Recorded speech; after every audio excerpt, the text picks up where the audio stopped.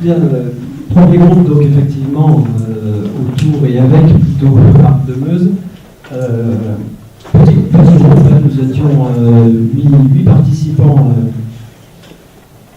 Donc petit groupe, on a en fait cheminé. J'ai trouvé ce mot-là, j'ai trouvé qu'on cheminait dans la discussion, et parfois dans cette discussion-là, on a pris un peu de chemin de traverse, et souvent avec beaucoup d'humour, avec beaucoup d'esprit un peu parfois malicieux dans les choses qui étaient dites. Mais en même temps, je pense que c'est la taille du petit groupe qui l'a permis. Comme j'anime ces ateliers maintenant depuis un certain nombre de fois, je trouve qu'il y a eu beaucoup plus d'implication des uns et des autres, en particulier des professionnels qui ont parlé de leur point de vue, de leurs difficultés, de comment ils vivaient les choses, beaucoup plus que, évidemment, on peut se le permettre dans un groupe de 20 ou 25. Et donc c'est un peu pour ça que j'appelle cheminer, c'est-à-dire un certain nombre de participants du groupe ont eu la possibilité et le temps de parler de leur pratique professionnelle. J'ai essayé de reclasser un peu, mais le groupe ne m'en voudra pas, parce que, en plus, comme c'était un petit groupe, j'ai pris la liberté d'intervenir moi aussi avec une casquette de participant, donc parfois j'ai un peu dérapé et j'ai quitté ma prise de notes. Voilà. En tout cas, si j'essaye de synthétiser un peu, pour moi, il y a eu une entrée avec des prises tout au long de ces 2 heures, une entrée avec des prises de position du point de vue des acteurs différents. Je parlais des professionnels, et j'ai essayé de faire rapidement l'inventaire, le listing des personnes ou des représentations qui étaient portées par les personnes. Et on avait des gens de collectivités territoriales, par exemple, le Conseil régional de Rennes, des personnes du Conseil régional qui, évidemment, du point de vue du rapport à la question qui nous était posée, avaient le point de vue du financeur. Et parlant de l'évaluation, disant il y a une évaluation en amont, évidemment, et on déclenche en tant que financeur, on déclenche des formations, donc des financements de formation, que quand on s'est assuré qu'il y a employabilité derrière, que quelqu'un nous a dit, en général des employeurs, nous ont dit qu'il y avait des emplois derrière. Donc, voilà un point de vue d'acteur de la formation. Quelqu'un du conseil général, plutôt dans une dimension RSA, et donc accompagnement, cette fois-ci non pas dans un processus de formation, mais dans un processus d'accompagnement, et des personnes en RSA, et j'entendais dans ce qu'elle disait aussi, l'accompagnement des professionnels qui interviennent aussi dans le RSA, qui évidemment se posent un certain nombre de questions, qui sont des questions pratiques, mais aussi des questions éthiques, et qui renvoient à la question de l'évaluation.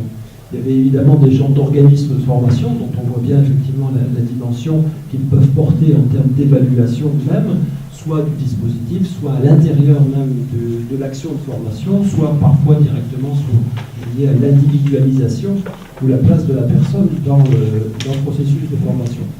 Des formateurs, évidemment, attention sur les formateurs, réflexion sur les formateurs, avec parfois, mais j'y reviendrai, des formes où l'usage des mots est un peu différent en termes d'évaluation. Je reviendrai tout à l'heure, mais Marc Demeuse nous a dit qu'on utilisait trop de mots en français et qu'il faudrait simplifier tout ça. Donc on lui fait confiance pour nous aider à simplifier, à réduire le nombre de mots qu'on utilise. Il y avait des travailleurs sociaux, évidemment. Les travailleurs sociaux sont intervenus dans la dimension qu'on leur connaît, qui est aussi une place spécifique de l'homme ou de l'usager, pour utiliser les mots qu'on a utilisés, à l'intérieur du processus lié au travail social. Et puis des gens aussi autour de l'accompagnement, des accompagnants en tout cas, qui eux aussi avaient une dimension ou une approche de ce concept d'évaluation un peu différent et référé à leur problématique d'accompagnement. Qu'on a d'ailleurs vu par ailleurs dans d'autres interventions de ce type de rendez-vous-là. Et du coup, j'ai du mal à vous dire comment on a avancé dans une définition d'évaluation, mais peut-être que c'est pas important qu'on avance dans une évaluation ou dans une définition identique. Ce qu'on a entendu fortement, c'est donc différents acteurs, différentes contraintes, et les contraintes sont parfois, dans un certain nombre de milieux professionnels, ces contraintes sont extrêmement fortes, extrêmement prégnantes, et donc on voit bien comment ça détermine effectivement un certain nombre de postures d'évaluateurs. on a réfléchi aussi, ou en tout cas s'est posé la question donc, de la définition des mots. Est-ce que le même mot, pris dans une acception différente, dans un contexte professionnel différent, est utilisé de la même manière? On réfère en tout cas à des pratiques qui sont identiques, et évidemment non. Évidemment non. Et donc peut-être le concept d'évaluation devient un concept plus mouvant en fonction des champs professionnels qui sont derrière. Alors dans les mots qu'on a utilisés, c'est bien sûr ceux proposés par les intervenants de ce matin: efficacité, équité, emploi, employabilité, un certain nombre de choses comme ça, mais j'y reviens pas puisque ça a déjà été synthétisé juste avant. Voilà. Alors, par contre, il y a un certain nombre de questions qui ont été posées, donc je vous les renvoie comme ça. Liées à l'évaluation, c'est la notion d'obligation, j'allais dire, de critérisation des évaluations, et évidemment, tous d'accord pour dire s'il y a critérisation, ça ne peut être que référé au champ professionnel. Et donc, on ne peut pas se mettre d'accord sur des items qui seraient transversaux à nos métiers au sens pluriel du terme, cette fois-ci. Donc, quelle place pour l'évaluation? Et quand on disait quelle place, j'entendais pour quel résultat ou pourquoi faire de ces résultats, qu'est-ce qu'on fera de ces résultats une fois qu'on a cette évaluation-là, mais surtout, et aussi peut-être de quelle évaluation parle-t-on.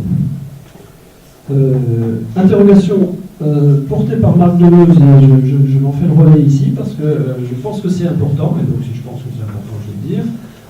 C'est peut-être qu'on n'a pas assez réfléchi, tous ensemble, même pas cet après-midi, mais avant, et peut-être après aussi ces rendez-vous, sur la nécessité d'imaginer ou de construire une place pour l'évaluation des usagers eux-mêmes. Dans un certain nombre de cas, c'est évident, on donne la parole aux usagers, voilà. Mais dans d'autres cas, on peut s'interroger tous individuellement, professionnellement, est-ce qu'on laisse la parole en termes d'évaluation aux usagers? C'est-à-dire à ceux qui sont en face ou à côté, mais est-ce qu'ils parlent? Est-ce qu'ils disent quelque chose, eux, d'eux-mêmes, dans le processus et du processus lui-même? Peut-être même des gens qui sont en face. Voilà. Et puis après, je vais résumer comme ça, le groupe ne m'en voudra pas, mais j'ai essayé de le structurer en termes de quelques nécessités qui ont été posées. Nécessité d'avoir des règles, des guides, un cadre, se référer à la loi.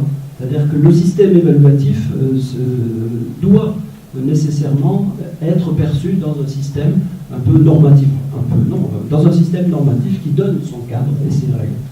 Nécessité, deuxième point, de lever les implicites du vocabulaire, c'est-à-dire que toute tentative de travail sur l'évaluation devrait passer par l'explicitation des mots utilisés, l'explicitation du vocabulaire.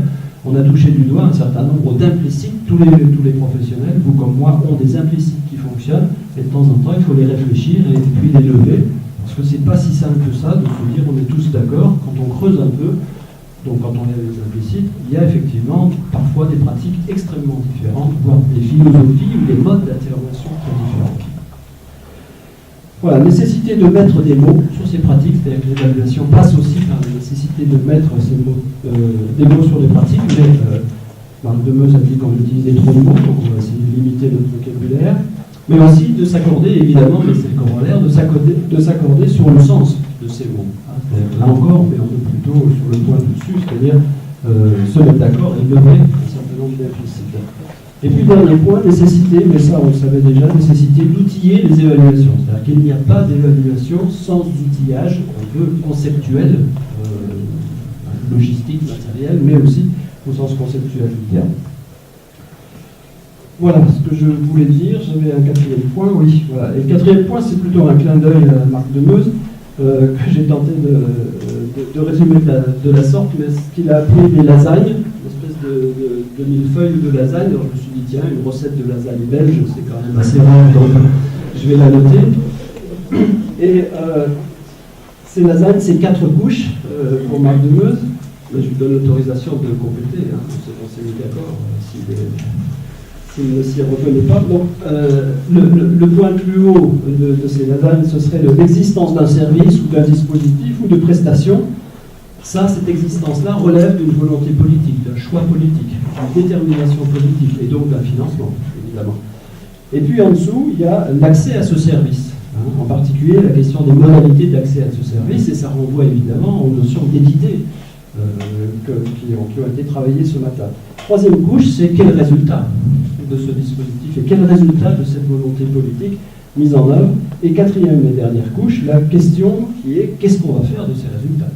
En clair, est-ce que ça impacte le niveau 1, c'est-à-dire la volonté politique, ou est-ce que les résultats restent dans un coin et n'impactent pas la volonté politique?